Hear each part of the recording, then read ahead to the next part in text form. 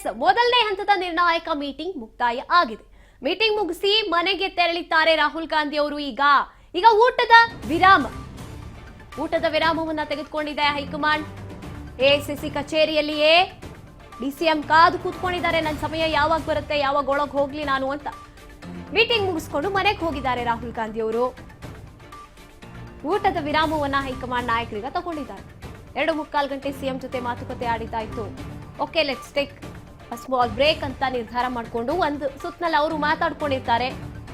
High command ನಾಯಕರ ಸರಣಿ ಸಭೆಗೆ ಸದ್ಯಕ್ಕೆ ಬ್ರೇಕ್ ಬಿದ್ದಿದೆ, ಊಟದ ಬ್ರೇಕ್. ಅದಾದ ನಂತರದಲ್ಲಿ ಡಿಸಿಎಂಗೆ ಅವಕಾಶ ಕೊಡ್ತಾರೆ.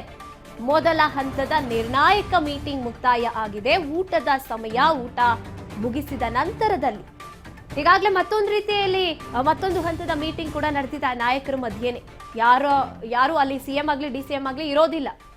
ಕೆ.ಸಿ. ವೇಣುಗೋಪಾಲ್ ಅವರಾಗಿರಬಹುದು, ಮಲ್ಲಿಕಾರ್ಜುನ್ ಖರ್ಗೆ ಅವರಾಗಿರಬಹುದು, ರಾಹುಲ್ ಗಾಂಧಿ ಅವರಾಗಿರಬಹುದು. ಮಲ್ಲಿಕಾರ್ಜುನ್ ಖರ್ಗೆ ಅವರು ಹೇಳಿದ್ರು, ಈ ಒಂದು ವಿಚಾರದಲ್ಲಿ ಸಿಎಂ ಪಟ್ಟದ ಬದಲಾವಣೆ ವಿಚಾರದಲ್ಲಿ ಬುಲಾವಂತೂ ಕೊಟ್ಟಾಗಿದೆ ಸಿಎಂ ಡಿಸಿಎಂಗೆ. ನಿರ್ಧಾರವನ್ನ ನಾನು ತಗೊಳ್ಳೋದಿಲ್ಲ, ಬೇರೆ ಯಾರು ತಗೊಳ್ಳೋದಿಲ್ಲ, ರಾಹುಲ್ ಗಾಂಧಿ ಅವರು ತಗೋತಾರೆ ಅಂತ ಒಂದ್ ಕಡೆ ಹೇಳಿದ್ರು.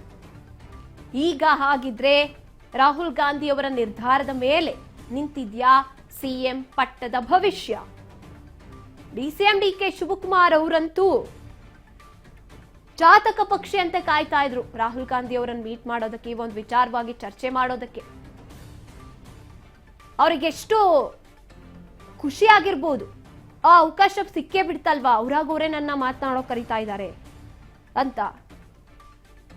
ಒಂದ್ ರೀತಿಯಾಗಿ ಇವತ್ತು ನಿರ್ಧಾರ ಆಗುತ್ತೆ, ಅವರ ಕನಸು ನನಸಾಗುತ್ತಾ ಇಲ್ವಾ ಅನ್ನುವಂಥದ್ದು.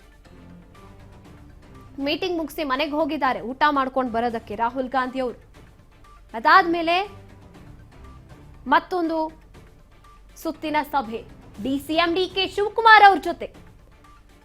ಮಹತ್ವಾಕಾಂಕ್ಷೆಯನ್ನ ಇಟ್ಕೊಂಡಿರುವಂತ ಸಿಎಂ ಪಟ್ಟಕ್ಕಾಗಿ ಕಾದು ಕೂತಿರುವಂತ ಡಿಸಿಎಂ ಡಿಕೆ ಶಿ ಅವರಿಗೆ ಸಮಯಾವಕಾಶವನ್ನ ಕೊಡ್ತಾರೆ.